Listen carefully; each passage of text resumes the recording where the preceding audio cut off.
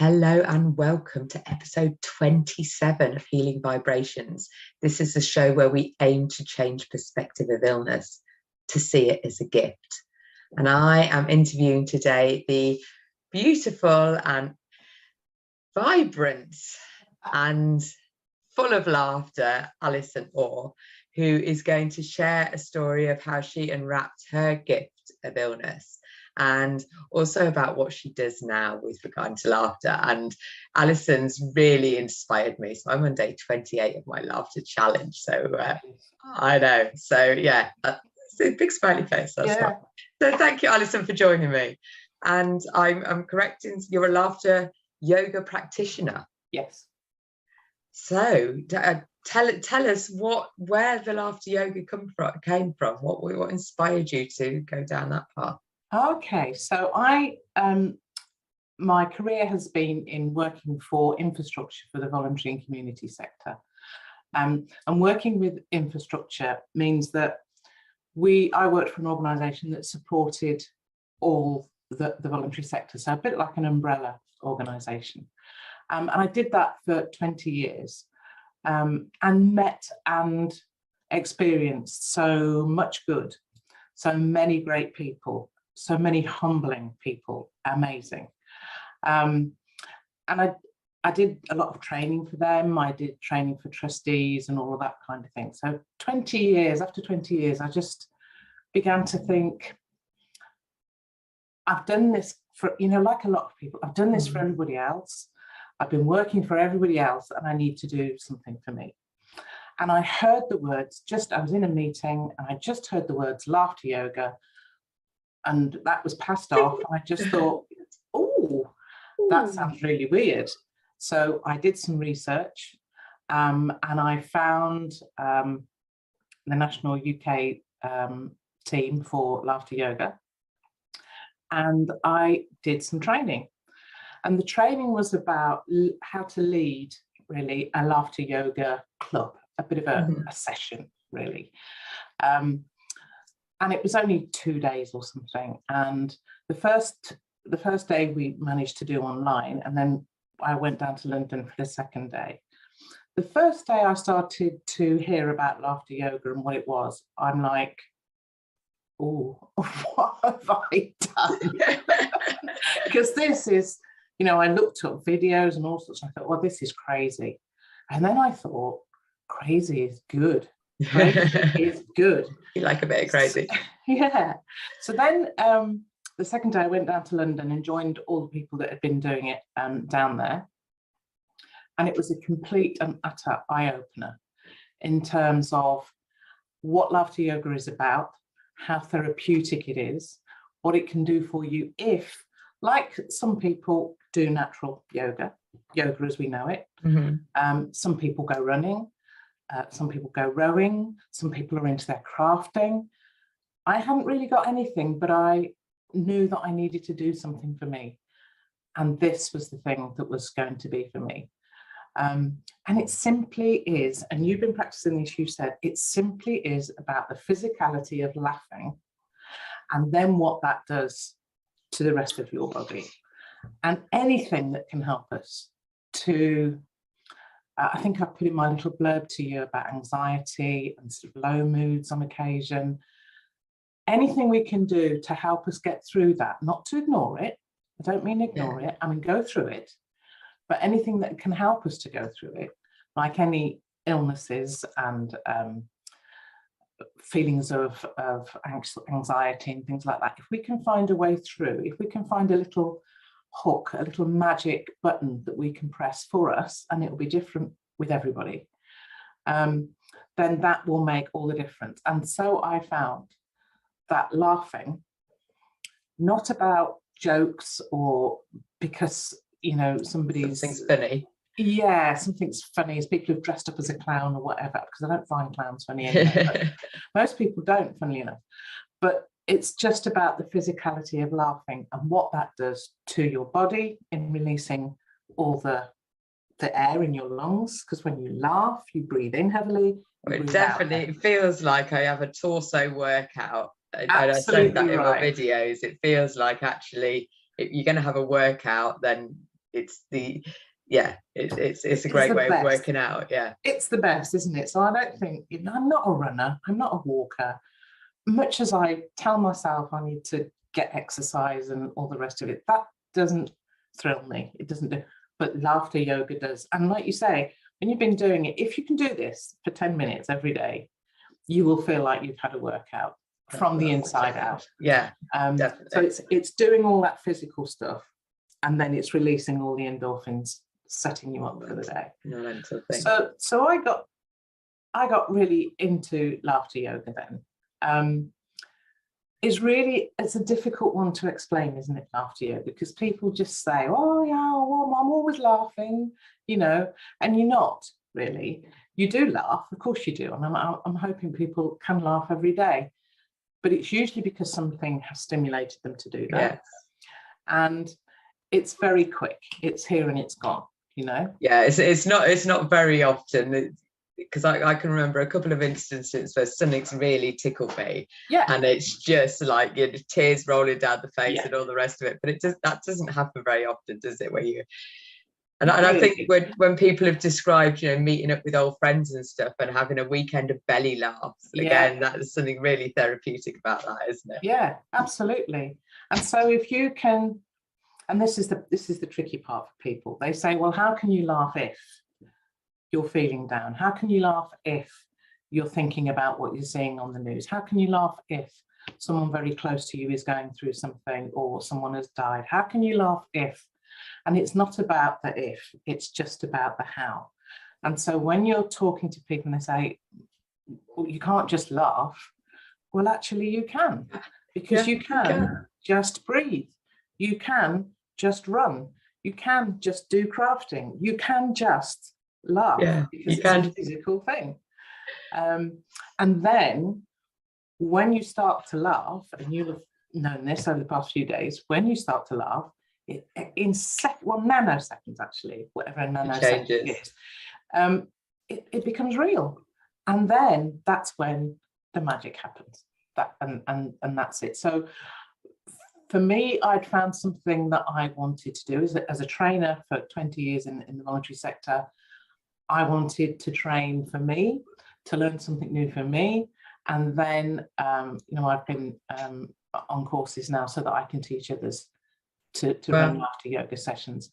And it's not as simple as it sounds. It has a responsibility, like any therapy session does. You know, I have to have insurance, I have to be certificated, I have to know how to handle people in situations. Some people laugh and they go hysterical, and you know that something has switched in their mind, and you need to manage that, you know. So it's not like just, oh, let me get everybody together and we'll have a laugh. Anybody can do that. Yeah, you know, there's a bit more to it. There's a bit of a warning here. And so things like, I do a laughter session with people who have COPD or respiratory conditions, and when I say take a deep breath in, I have to make sure that I'm saying take your deep breath in. Yes. So, you know, it's just things like that, because they can't, they can't breathe. Yeah, everyone's depth of breath is different. Yeah, so laughter yoga might sound a bit crazy, and it is. How great is that? I know. My son was just like, Mum, your neighbours are going to think you're an idiot. Yes, absolutely. And he was doing his damnedest not to laugh, because he thinks, but I see a little smirk in there. He did have a bit of a chortle. Absolutely. I mean, it does sound crazy.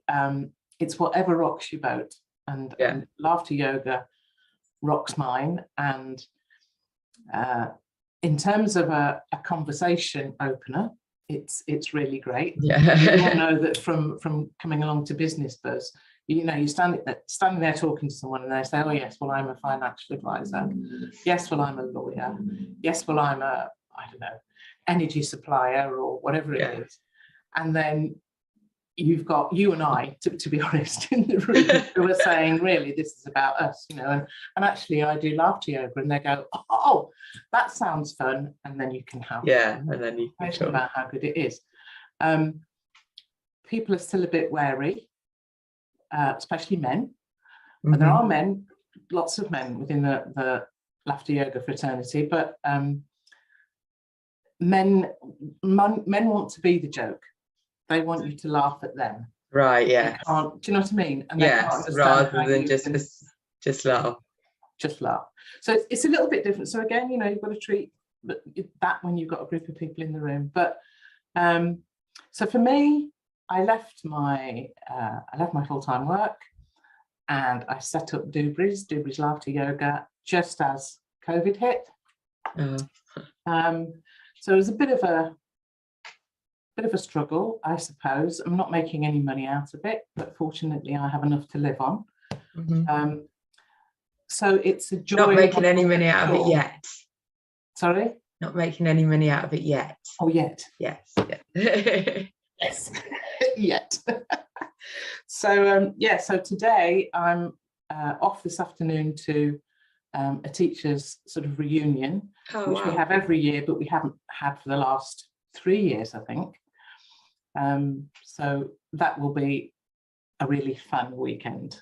I can imagine. Well, yeah, I can't imagine really, but I've got a vague idea. So yeah, so thanks for that. But I mean, you said to me, because this is all about unwrapping the gift of illness, and you said to me that you've overcome breast cancer. You've talked a little bit about anxiety and low mood, and so how has that? Tell us your story around that. How's that affected you, and how have you managed it? I think I'm a certain personality anyway, but I mean, my breast cancer was in 2002, so we're now 20 years on. There isn't a day goes by when I don't think about it. Okay. But even at the time, I'd got some friends who had got or had breast cancer or other cancers, and they were very private about it. For me, I'm a kind of heart on your sleeve kind of thing, so I generally express what I'm feeling, and what you see is what you get. So for me, it really helped me to talk about what was happening to me. But I honestly found that I was okay through it, because I didn't allow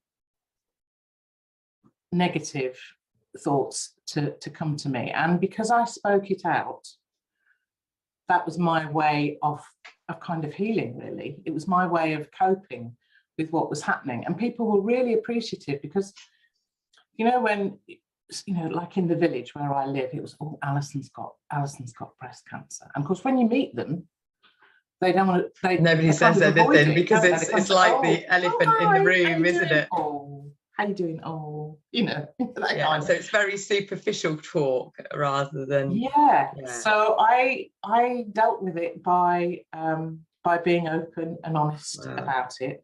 That's really liberating, though, isn't it? Yeah, I can honestly say that it didn't make me depressed. It made me a bit anxious. I didn't like going through the operations and the treatment and all of that kind of stuff. I didn't like the effect it was having on my family, although because of how I was, I think they were better. And so my way of dealing with it was to be honest and open about it. And I think that's the thing about laughter yoga as well. It's honest and open. It isn't something that I'm just doing like secretly, or it's an openness which allows other people to join in with it, which means it's all okay. So it's not this secret thing. Now, I'm not saying that if other people cope with it by keeping it personally to themselves, that's wrong. Of course it isn't. There's no right or wrong way, is there? There is no right or wrong way. Everybody is different. But I think that was, for me, the start of coping with something that was quite heavy, could quite have dragged you down, sucked you in. And it didn't drag me down. In fact, every day was positive, and it's that thing about finding your way of coping through huge things that come and affect you. And then on top of that, I was going through a divorce. It wasn't a nice divorce. I did get very depressed and very low, wanted to escape quite a lot. It was a very, very dark time. Yeah. But again, there's the thing, I think, in all of us, however it comes out to be expressed, there's a thing in all of us that says, I want to survive. I want to get out. It's a mechanism. And so just by being surrounded with family and friends, having to face up to, when I was in my marriage, I was very controlled. I was told that I was mentally ill, there was something really wrong with me. You know, this So it's a bit gaslighting-y type thing going on. It wasn't a physical thing, it was just, so from being this, you know, quite tall, outward going person, I gradually shrunk. And through the help of family and friends and things, I was able to, again, face it and come through it. So I think through illness, you find your own way through, and through adversity, you find your own way through, and it's right. There is no right or wrong way of handling anything. The thing that we need to do as human beings is allow people to be that way. So the dreaded words, pull yourself together, dear me, they're the kiss of death, aren't they? Really, they literally can be the kiss of death, because people have got this huge thing on their back saying, oh, I've got to pull myself together, but and of course you can't. No, because if you could, then it wouldn't be a problem. No, exactly. So to me, anything, and I was in a, I'm going to say a cult, I think, in a sect for many years, where I was told what to do and how to think. And when I came out of that, I found that there was so much more out there in terms of how to heal myself than just because in this church, and I put that in inverted commas, you know, you weren't allowed to take an aspirin because that would be of the devil. So everything was very, you know, you don't drink, you don't smoke, you don't swear. It was very controlled and regimented. And this and how you deal with things is you come to the elders, you know, and we'll pray for you and we'll tell you what God wants you to do and all the rest of it. When I came out, I was very skeptical of anything that I had deemed spooky. So anything like even meditation, mindfulness, certainly things like hypnotherapy, if I'm talking about proper therapy, not on the stuff on stage, anything that was going to invade me and open me up was really scary. But when I came out of the church, I found it automatically opened me up, because I could see people differently. I could see how what they were doing was helping them. And actually, I was fine without the church, in inverted commas. It's really weird. So people like yourself who have looked at different therapies, different way of doing things, that's all opened up to me. And I look at new things every day. And my thing has become laughter yoga. Long roundabout story, but for me, it's a whole new world. I'm getting a coffee now. Thank you very much. That's cool. Thank you very much. Have a little person giving me a coffee. Oh, that's always nice. Yeah, so everyone finds their own way out of things. And I think, and even with laughter yoga, when people go, oh, have a go. Have a go at these things. If you don't like them, that's fine. There's nothing really bad can happen from a bit of laughing, is there? Certainly not from laughing, no. Yeah, you're right, actually. Nothing bad can happen from that. And nothing bad can happen from anything where we are allowed to keep control of who we are. When people start telling you what to do and how to do it and all that for me is still a bit, ooh. But if people can help us through things, then, and things can help us through things. One of the things I want to try, and I think you've probably tried this, is the sound. Oh, sound baths with the gongs and the yes, I've done some meditations with sound baths. Yeah. And yeah, for me, they just help you get sort of deeper, really. And the sounds, even though they're drums and they may be what makes a really cool sound is like rice or beans on a drum, just, and when your eyes are closed and it's taking you away, it's almost like you can hear the sea and the wind, and so you're on your own sort of journey. And I think the vibrations that it causes, that sort of goes through, has a really healing aspect. I mean, I've not done much, but maybe I need to get a sound healer on here, because I know there are some people, more and more people are doing it. I would love to give it a go. Yeah. One of the things that we do after following a laughter session, we always have a real good meditation time, usually lying on the floor. And one of the things we do is to hum. So this isn't an this isn't that kind of thing. It's literally a hum from your throat. And everybody has a different pitch of hum. So I'm not saying, you know, you've got to do this in A major, or this is it. So everyone just does what? Everyone just does the hum, and it is melodic. It's absolutely melodic, how all these different tones and voices just, they emanate across the room. And it's right, it's the vibrations in our throat, and then the vibrations. It's magical. How lovely. We're human beings and we can do that. Yeah, it is. And if you've ever tried just humming yourself, just do it for, you know, a couple of seconds, like and then just sit with it, and you can almost, well, you can feel your body vibrating afterwards. So it's quite a nice place to hang out, isn't it? Is it marvelous? Yeah. So all of those things are new to me, and I'm learning new things every day. Wow. All because I took a step out to do something for me. And that, I think that's the message. Take a step out and do something for you, and do it before it's too late. Yeah. Whatever it is. And I think it's like, because I like the way that you said that, you know, some people run and some people go to the gym and some people do things that, like, for them. Yeah. But actually, if you haven't found anything, and you might be in your 40s or 50s or 60s even, and you still haven't found anything, try laughter. Try laughter. Because it's free. Well, yeah, this is it, and anyone could try. So if you'd like to come and see what laughter is, if you want to come along to the Healing Vibration Network Facebook group, I'm currently on day, we're what are we, 15th of July 2022. I'm currently on day 28.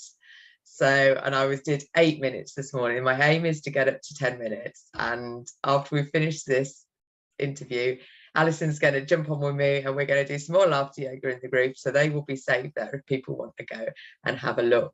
But yeah, if you want to step out and do something for you, and I think this is key for anybody navigating any path. And I also think I spoke to a guy that was at the Business Buzz yesterday, who was an older gentleman. I would say he was older than me, maybe 70s, something like that.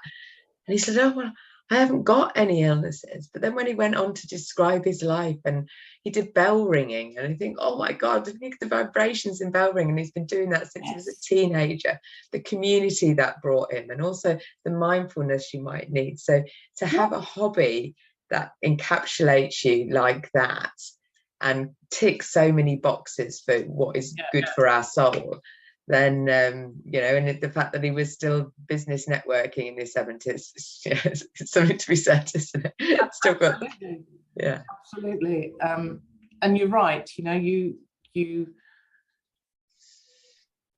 like the bell ringing, he obviously got something from that, else why would he do it? And you can imagine, I'd love to have a go at that. Have you ever done that? No, I've never done it. He's done it in Westminster Abbey and all sorts. So he's been all over the place with it, and now there's such a strong community. You know, he knows it's like a club, because I suppose it's quite a niche place, isn't it, bell ringing? So it's so he's sort of very well established in that place. So yeah, so that was really interesting, but it just goes to show that actually if you have a passion and something that drives you forward and makes you feel great. Some people could do it in the kitchen, can't they, when they knead dough or something like that. The mind goes off and they feel in that happy place. So if you haven't got a happy place yet, it doesn't matter. There is a happy place for you, and maybe you'll find it in laughter. Yeah, that's it. And if people do, and they can when you're doing it so you've done it every day for 28 days. How do you think it has helped you? How different do you feel, or do you feel? Well, I'm doing a lot of things, as you know, so it's probably, but what I've found is that I never feel like laughing when I first start off. I'm never like, oh God, I must kick on, because I'm just in such a laughing mood. I think, oh my God, I need to do it. I don't really feel like it. But then, like you say, as soon as you start, I turn the camera on, and I'm a bit of a show person anyway. So I start laughing, and once you start laughing, but what I've found is that I can laugh for longer now. So I do a simple ha ha hee hee ho ho ho, take a nice big deep breath in, and then laugh out as long as I can. Yeah. And I can definitely laugh for longer now than I could, when I started off. And and when I tell people about it, because obviously it's a bit like your laughter yoga, people just start laughing. How weird is that? I know. So I think, it's great. And although it is challenging, it started off as a challenge. I'm now calling it my daily dose of laughter, because I've got 2 Ds in there. But I'm going to carry on with it. And I think I got to about day 8, and I don't think anybody was saying anything or liking anything. I was thinking, this is a bit of a waste of time. I'm not going to do this. And then somebody I didn't know in the group had pinged in there and said, oh my God, that just had me in hysterics, and posted some pictures of her crying with laughter. So that was it then. I thought, right, I'll carry on. And even if one person, and 2 people do tap into it and people comment, but it's more around, let's do this for us, because actually we can do that. If we can do this together, then it's great. And Tim did it with me one day, which was much easier, because then he was like, you've done this for 24 days. And that was it. And even when my son was like trying not to laugh, he was cleaning his bike earlier on, that just had me in hysterics then, because of so it's it definitely, all my stuff's about lifting your vibrations, and this is a surefire hack that you can do. And if you've got somebody else in the room that's on the same page, you can just look at each other and start laughing, can't you? Yeah, you can. I mean, when I did my teacher training, it was a full week of residential. I bet you had face ache. Oh my goodness. And I was lying on the floor. There was only, I think, 4 or 5 of us in the room, 5 of us training. And I was lying on my back, and we were all laughing. And I was 57 when I did this. I said, I can't believe I'm 57 and I'm lying on the floor with lots of other people laughing.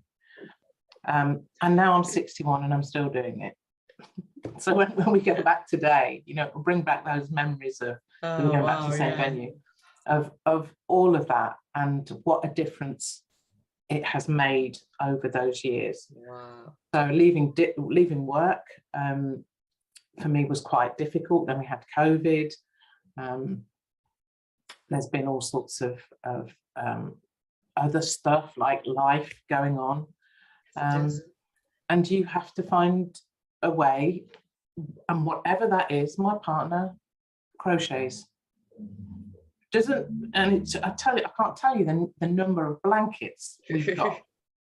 and she just sits and this is her place. Escape. It's her happy place. Yeah. For me, she knows it's coming out and about and laughing. Yeah, so she's done laughter yoga. She's all right, but it just doesn't rock her boat that much. My son loves it. My daughter, it just does this. That's below my kids. So each to their own, finding a way through, finding something that gets you through any illness or adversity or low mood, anxiety, depression, find something, and learn something new as well. Well, I think that's it, because I sort of have come up with a phrase, I don't know if I got it from somewhere, I probably did, but the whole idea that everything in life is meant to bring us joy or to teach us something. So if it's not bringing joy, there is a lesson in there. There's definitely a lesson. That's not to say joy things can't give us lessons as well, but I think the less joyful things, the challenges, the things that we didn't ask for, didn't want, coming along, you know, the illnesses, the divorces, the whatever other life stuff comes along, and there's plenty of it, isn't there? Oh, it's absolutely every day, you know, well, yeah. And for those who are on their own, I cannot imagine that, being totally alone and not seeing anybody. And through COVID, it must have been awful. Yeah. And I think I got through COVID because I can do my laughter. Other people found other things, but you know, if we can send a message to people to find something, or a combination of things like you do, and learn some new things, and it isn't about ignoring all of those things. It's not about actually saying the catchphrase, I'm fine. How are you today? I'm fine. Yeah. No, just, you know, you've got to own something before you can overcome it. Right. Because you mentioned when you sent through the little bio that you anxiety and low moods. You're now cancer free. So how long ago in the timeline was that then, when you were sort of 20 years, was it? That was 20 years. Yeah. Wow. Yeah. So it sounded like when you had the breast cancer that you were naturally in a positive, glass half full type person, rather than a and you talked about just not allowing negativity coming in. Would that be like fears of what could happen, and listening to terror tales, if you like? Yes, and I think about being honest about all of that as well. So I think my son was, I think he was 9 or 10. My daughter, a little bit older, she understood what was happening. Mm-hmm. Isaac was a bit more, he didn't really know what cancer was or anything. So I sat him down, told him, because basically there was a lump, and I said, you know, we've got to get this lump out, because, and once it's out, Mummy's going to be fine. So he said, well, what does it look like?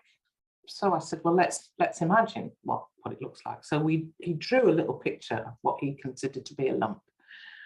And he put some eyes and a nose and a mouth on it, and we named it. And then when because I had to have a full mastectomy, when that had happened and I came home from hospital, he said, I can't remember what we named this thing, but let's say it was Mr. Lump or whatever it was. Has it gone? And I said, yes. And so we got the piece of paper that he drew on and we burned it. Wow. It's just about, so I didn't ignore it. I didn't excuse it. I didn't lie to him about it. And that's the other thing about when you're going through stuff, is being honest. But then we found a way that as a family we could overcome that, and a way that Isaac could then understand that. And so we burned this picture of Mr. Lump, and then every day we looked at how I was getting better, how I was recovering, which as you know, sorry, we've got, I don't know how to put this off. It'll just have to go. So we learned every day to just overcome. And I think if you're honest with people in a way that they understand, so telling my parents the story and telling my son the story, telling my daughter the story, all very different. Mm-hmm. But it's about honesty. Because I think once you're honest about stuff, you can then look for ways of getting through them, not to ignore them, but ways of getting through. And then that makes you a better person, and that makes you someone who's learned something and someone who can give back, which is what you are totally all about. And I love and respect you for your outlook and for what you're doing, and for taking steps, and for the courage that you have, because then that will pass to other people, and that's what we can give to people. Gosh, it's very deep, isn't it? Yeah, so yeah, thank you, thank you so much. But I think you're right. It's that any illness comes along with a big dose of fear. That's what I say, with a diagnosis, they just dump fear on you. You've got this terrible thing that's never going to get better. And and I think what you did there with the story, the beautiful story of, you know, personified, what's the word, personification, isn't it, of a thing, to make it understandable for him, but it also makes it, so imagine it being a bit of a cartoon, and the cartoon having a bit of a, you know, and that takes the fear out of it. I think stops it being this big monster that we don't know, and you've given it a face, you've given it a name, you've given it something that actually you can almost have a conversation with. And I get think, cross with. Absolutely. Absolutely. And I think once you can start doing that and seeing it almost as a cartoon, you can imagine these cartoon, and of course with cartoons you can do anything, can't you? So it's with your imagination. And that imagination thing is so powerful. Yeah, it is. And everybody sees and learns things, you know. As I've been a very sort of visual person, always out there wanting to see things and learn things. And I know that through my years, I've said to people the phrase, "Oh yeah, I can see that. I see what you mean." As I've got older, I've become more auditory, and I'm more like, I hear what you're saying. And when you've got that, when you know that people learn and hear things differently. So for Isaac, it had to be something that was tangible. For Sally, her fears were very different. We had to talk about them. And you need to be able to express to people in a way that makes sense to them. And when you're talking about some of the things that we do in terms of looking after ourselves, when you say things like laughter yoga, they kind of don't hear it because they don't want it, because they're like, yeah, whatever. But actually, when you explain it and you experience it and you commit to it like you have, it really begins to make a difference. I think it does. And it's I mean, I'm a pretty happy person anyway most of the time. It's not to say you don't have your down bits, of course you do. And I think you said something in that as well, you know, that you still have some low mood times where, of course, that's part of life, isn't it? We can't be on the ceiling all the time, we'll be exhausted, I'm sure. But actually when the low mood comes in, and I don't know how you deal with it, I'll ask in a second, but I'm now learning to, okay, what's this about? And have a little bit of inquiry and see, maybe there's some unhelpful thoughts that are popping in that doesn't help. And a lot of the time with me, it's just, I'm just a bit tired. I need to lie down. You go through the process of, well, yeah, what is happening? Rather than ignoring it or going through it. And this is the thing, is to take time, sit down, have these little conversations with yourself until you get to the place where you go, oh, do you know what? It's because I missed a meal. Do you know what? It's because I didn't do my laughter yoga, or I didn't, go to the meeting that I was going to go to, which would have, put me in a different state. It's all of those things, and it's taking the time to sit and listen to that, and being honest with yourself. So that thing about, it's just because I'm tired. Well, and it's okay. It's okay not that you're, you haven't become a bad person. You haven't, you're not dipped down into. Yeah, I'm reading a brilliant book at the minute, and I don't know, I can't remember the author's name, but it's Untamed. Oh yes, Glennon. Is it Glennon? Doyle. Is it Doyle? Yes. Glennon Doyle. Yes. Yes, I've read Untamed or listened to Untamed. Very very eye-opening. And a lot of it, somebody recommended it to me because they said, Alison, I think this is your story.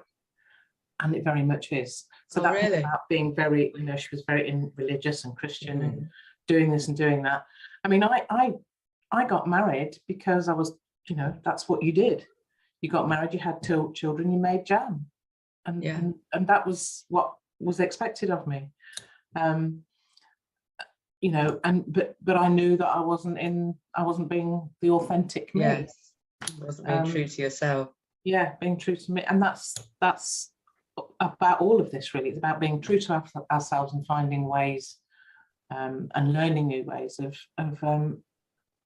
getting through life. And Glennon's book, absolutely kind of my story. I'm about 3/4 of the way through. Oh no, it's definitely worth I listened to it, I enjoyed listening to it, but reading it, it's a good book, definitely. She has a lot of words of wisdom in her story as well, doesn't she?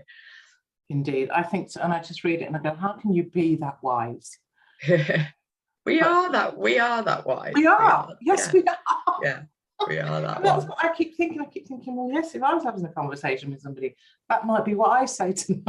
Yeah, absolutely. Because you've been an incredible story that you've been through, with the cult thing, and you have told me more about that in a previous conversation. But which was just wow, how many people have done that? Not many. And then to overcome cancer and somehow find a way through that, and deal with everybody's lives have got challenges. Of course they have. Everybody's got a story. Yeah, definitely.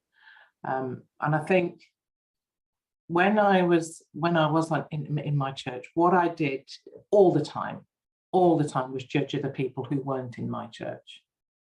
And judgment is the worst thing. It eats away at you if all the time you are judging other people. I'm going to say something paradoxic because I do judge people now, but I think we all do. Entirely. It isn't. Now it's like, oh, I want to know more. I want to know more about your story because you have a story. And when you tell me that story, I'm not going to judge in a destructive, in a negative way. Yeah, I'm gonna judge it, take it, and learn from it. It's like having an open as mind as possible. I think since I've been, not that I was a massive judge person, my mum is one of these amazing people that just doesn't seem to have any judgment. She might have it going on in her head. Wonderful. I know. So that's how I've grown up. So she accepts everybody for what they are, the good, the bad, the ugly, and all the rest of it. Yeah. But obviously things do come up in your head.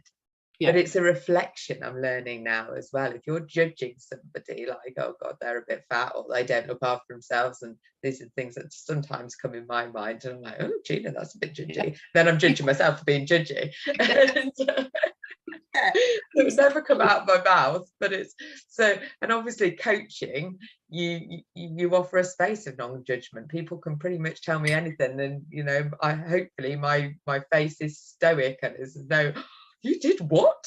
Type of situation, because actually it's your stuff, and your stuff is totally valid, and you had your reasons for doing it at the time and not doing it or whatever. And to create a space where people feel they can, it doesn't matter what you say, it's okay. Yeah, I think I would love to be in a place now where I accept me a bit more, because although a lot of my life has been out there training, standing at the front of a room, it doesn't bother me. I can speak in a room, it doesn't bother me. I actually do not like the way I look. And so I'll very rarely have my photograph taken. And even this weekend when I'm going away and I'm going to be with my tribe, they literally are my tribe. I didn't want to go because I've put on weight over COVID and all of that kind of thing. And I know that I've got to work through the self-acceptance about that. And that's not because people have judged me. No one's ever said, you know, No one's really ever back, get a grip. No one's ever said, but I do. So it's a big step from learning not to judge others and to know that everybody's got a story, to then not judging yourself and letting your story come through in a way that you're not judging how you look. That's a biggie. Yeah. All suggestions gratefully received.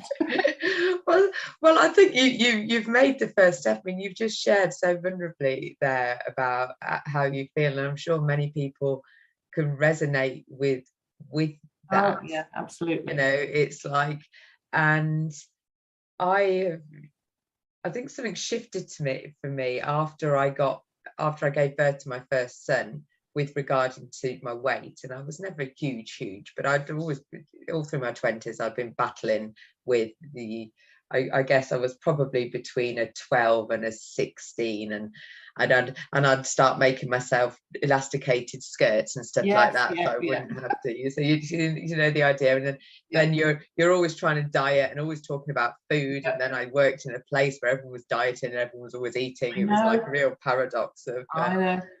But something shifted sort of mentally and emotionally, I think. I remember walking out of the hospital after I'd had Joel, and I didn't have him because he was still in hospital because I had him early. But obviously I was a bit chunkier and I just thought, well, if I can't be fat after I've had a baby, when can I be fat? And I don't know, something, if I could bottle it, I would be a super rich lady by now. But it just, and you know, I never thought that I would be a size 10. I never thought that was even possible in my genes. But within, I don't know, a few months after giving birth to Joel, I was a size 10. I lost weight after every pregnancy, and something shifted. But I think it was what I know now. I think it was around seeing food differently, more as not as a comfort, as a, you know, just, and I do it a little bit sometimes, of course, we all do this nice chocolate bar, let's have a, but it's, you know, I remember times where I'd literally shovel like 3 or 4 Kit Kats down and then like be absolutely distraught with myself for doing that, just because my husband had gone to work and I rushed down the shop and did it sneakily. This sort of behaviour, which is and then beating yourself up for it. And it's that whole thing of loving yourself. And I don't think I've got that quite nailed yet, but I'm learning and noticing. And I think you've done the first step, just noticing, oh, I'm speaking to myself in not a very nice way. How would I speak to my daughter if it was her? How would I speak to my friend? How would I speak to a client? Yeah. I know. It's again, it's that thing about us all having a story, isn't it? And people who see me think I'm very confident and all the rest of it, but you know, I'm not. Interestingly, I was talking to Jason Moss yesterday, or Jason here. And he was saying it took all his courage to come into that room yesterday. And yet here was a guy who was on the radio every day. Oh, I didn't connect who he was, actually. Yeah, I didn't really speak to him, but yes. Yeah. Oh, wow. So, and he was always emceeing at things, you know, parties and dinners and sports events. That he was always there. And he said to me, oh, it's dreadful, Alison, you know, everybody thinks I'm so confident and here. And it's like that for a lot of people. We've all got, so when someone else walks into a room now, I think, I wonder what it took for them to walk in the room. And you automatically try and do something which will help them feel more at ease, don't you? Definitely, yeah. And I think, you know, what you've got at business is lovely. People make you welcome. We're the same at Toastmasters. Somebody comes into the room, we know how scary that is to walk in that first time, because we've all been there. It's just like, I don't know what this is. It's like, it's scary. They might ask me to speak, nobody might talk to me. So the first thing is to shake their hands, welcome them, say hello, get eye contact, and then the fears sort of dissolve and people feel more relaxed. Yeah, it's interesting you used the words battle there when you were talking about you know, the weight thing. And it's kind of a strange word to use, isn't it, battle? But that's what I do every day. I know what I should do, and I can diet and I can lose weight. and then I'll put it back on again, and then I'll feel even worse. So I've got to come to a place where I can just accept. It's that loving yourself, yeah, no matter. And then naturally, I think things just start. You choose. And even it's worth doing a bit of an exercise of putting yourself in a future place where you are what you consider a healthy, vibrant version of you. You can picture yourself in whatever dress you've got on, or and see yourself, but more importantly, feel yourself in that place. Yeah. And then ask yourself, what would future Alison say when she's offered that biscuit? And sometimes it's like, that biscuit looks bloody lovely and someone's just given it to me, and on so many levels. So it's getting yourself in total congruency with that choice. I'm going to eat that biscuit, I'm going to enjoy every morsel, and I'm going to thank that person where it's come from. And I've been doing some more thinking around being grateful for food. So when food comes to the plate, thinking, how did it get here? Yesterday I had some rice and stir-fried vegetables and things, and even the rice, I don't even know where rice comes from. So even thinking about it and harvested it. Yes, and then it must have taken all the journey to come, all the people's hands that it came through. And then imagine that it's a good place. I suppose that's where it becomes nice buying organic from places that because you can actually sort of visualize them. In there. But even if you can't, just imagine it's come from a fantastic farm full of lovely people who all smile and wave at each other on the way through. So there's no badness in the food that you're eating. And I think if you can get to that vibrational place, that actually doesn't matter whether it's perceived as bad or perceived as good. But it also doesn't matter if I'm overweight. Definitely not. and that's, it does matter, because I'd like to be healthier. That would be the thing. But actually just accepting me, whatever size I am, and I could be a different size tomorrow, whatever. But it's about accepting that whatever, and then it's all right to eat that biscuit if I want it, but then live with it. Well, this is it. Don't beat yourself up afterwards to say, because that's the damaging bit, I think, isn't it? You're going to eat whatever you're going to eat it with love and joy, or don't eat it. Maybe that's the thing. And that just and then just starts shifting the way you see food, the way you see yourself. And I don't know if you've done any mirror work before. Are you able to look into the mirror? I couldn't do that. Well, there's your challenge then. There's your challenge. Look in the mirror, start with your face, and just tell yourself that I love you unconditionally, you're amazing. And then get to the point where you've no clothes on, and you're looking in the mirror and you're saying, hey girl, you're looking good. Okay, that's my challenge. That is your challenge. You pick up the challenge of laughing every day. I'll take up that. Yeah, absolutely. And you'll notice, first of all, it's horrible and you feel really awkward and you're just bullshitting yourself, but just keep going with it. Just keep going with it, and with the love in your heart. Cool. Well, that brings us to about the end of our session, and you were going to end with a little meditation or a little exercise or something that our audience can go away with. So but maybe before we do that, I'll just have a bit of a praise, because we've covered a lot today. I don't know about you, but what I've pulled out of there is find your happy place or places, and be honest with yourself and those around you, and allow yourself to maybe even to experience what you're going through. I think that's what talking about it is really good, because when you explain it to somebody else, something that is a bit like coaching, I don't know whether you find that sometimes, but you coach a client and something comes up that you just say, I needed to hear that as well. So I think talking about it is a powerful thing to do. I don't know, did you anything else come up to you that you just want to end it with before we go into? No, I think that's right. This has been really good for me. I hope other people have resonated with some bits of your story and my story and the conversation. So although we've been talking about laughter yoga, it is all about finding what works for you to be good to yourself and to your story without judging. I mean, here I go, and I've just told you that I judge myself. But because we're not perfect, we're all on a journey of discovery and finding out ways that do help us. And if by doing this kind of thing, this kind of podcast where we can be open and honest, maybe it'll help others to be open and honest as well, and to take some steps to do something for themselves. Because unless you can sort yourself, you can't sort anybody else, can you? So that's, yeah, so true, so true. And be able to love yourself, wobbly bits, warts and all, is the is the key. I think it is the key. Yeah, but it doesn't happen overnight. And oh my God, you know, you could feel good today and bad tomorrow, but it's about knowing that, naming it, and dealing with it. Yeah, definitely. Rather than bottling it all up. Thank you. Yeah. Okay then. So do you want to guide us through a little exercise? Okay, so I've got a couple of things that I wanted, or I'd kind of prepared for today, but I'm going to use I don't know if you've used this before, the autobiography in 5 short chapters. Oh, no.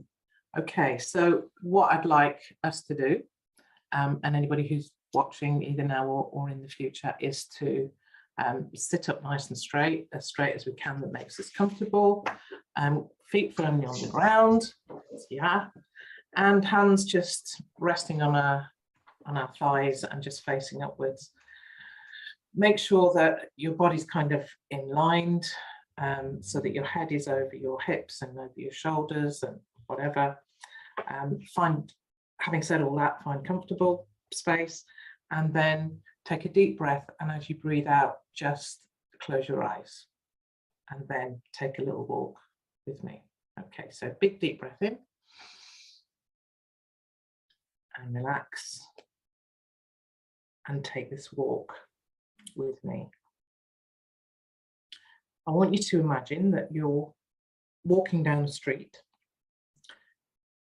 and there's a big deep hole in the pavement, and you fall in, and you're looking all around you, you're lost and you're helpless. It isn't your fault, and it takes forever to find a way out. Keep breathing deeply, big, nice, deep, relaxing breaths. And then I want you to imagine that you're walking down the same street, and there is a big, deep hole in the pavement, and you still don't see it, and you fall in again, and you can't believe that you're in the same place,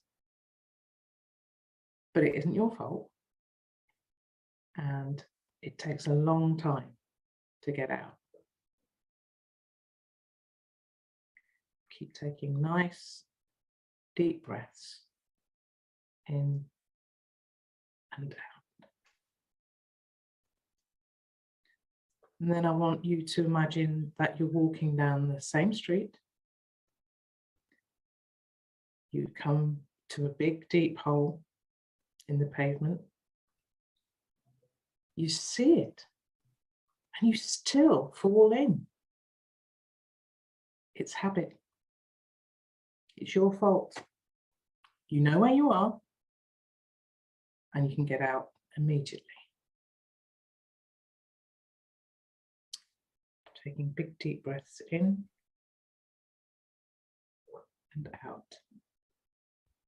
In and out, as you imagine this same street. So you walk down the street, there's a big deep hole in the pavement, and you simply walk around it. Take a big deep breath in and out, in and out. And now I want you to imagine you simply walk down a different street. So just while your eyes are closed and your breathing is measured,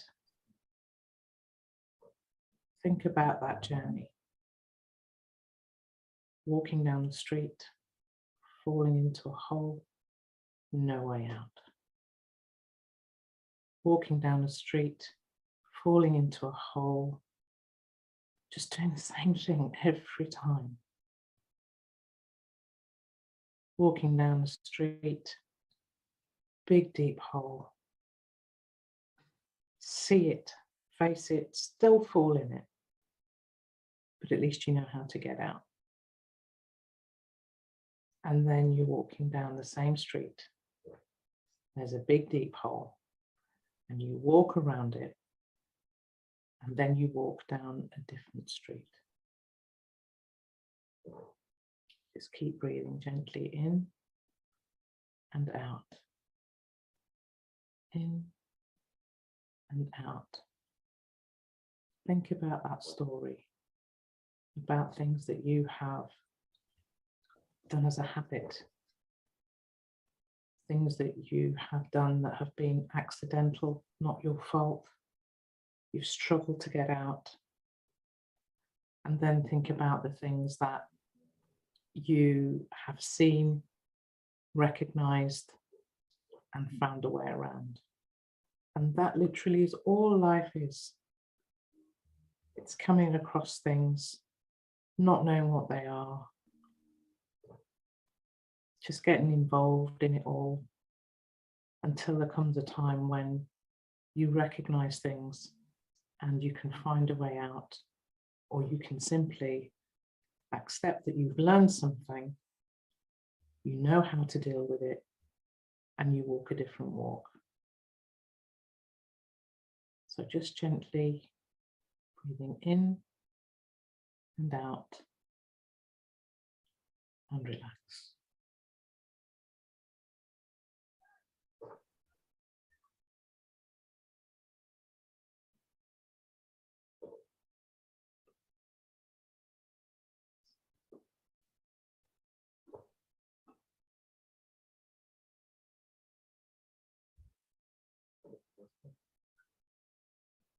And as you're thinking about this story,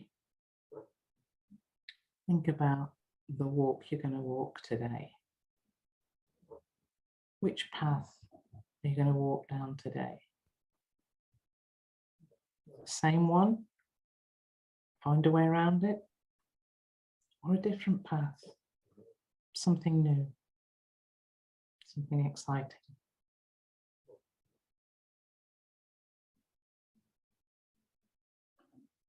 Or are you happy just walking along and falling in holes all the time?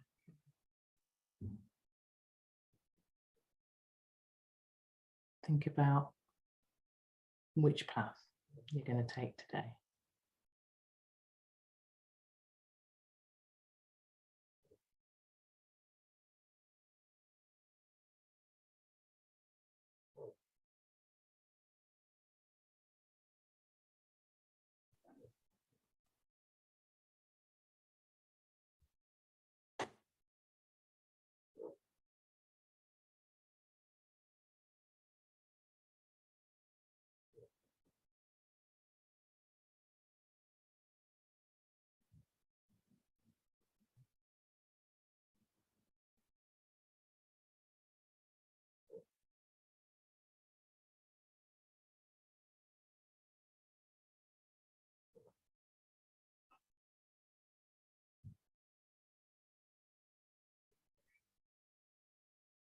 And in a second, we're going to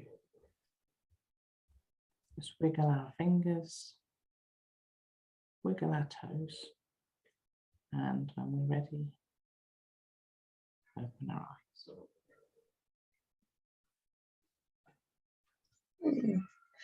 Thank you. Thank you very much. Thank you very much. I have heard that story before, but not done as a meditation. So that was visualization. So that was interesting. And I think, yeah, it's easy to fall down the same hole again and again. And sometimes we think we've avoided it we've gone past that, and then out of nowhere we'll fall back down it. Like, what am I doing here? Yeah, exactly. I've done it again. Yeah. So yeah, it's then having the courage to face it. Right. Mine's snoring in the background. just one second. Sorry, I'm gonna I don't know. I'll put a silence and I'll have to edit that bit out.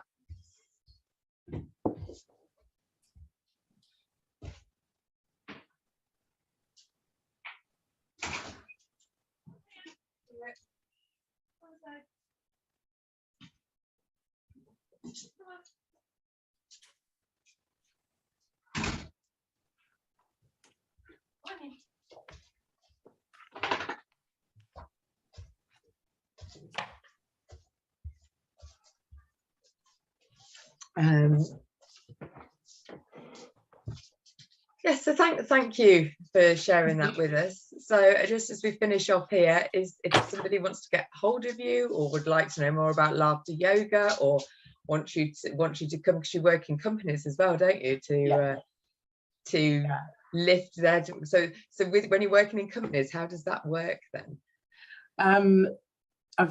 It's mainly been online, through COVID, because when teams were very disconnected, weren't they? And obviously laughter just immediately connected together. people. So it's bringing teamwork. Yeah. But in workspaces, it's getting as many people together as, so it might be a team from a large organization, or it might be the whole organization, or whatever. That'd be pretty powerful, wouldn't it? Adapt to whatever audience that you've got, but the goal is to get people laughing, and to realize that it's okay to laugh, and that you're not laughing at somebody, at something, you're just laughing, and how infectious that is, and then what it does in terms of motivation and productivity and all that kind of stuff. So Dubries.com, DUBRIES, We'll share the link. .com. Yeah. Cool. Well, thank you so much, Alison, and thank you for listening, everybody, and we'll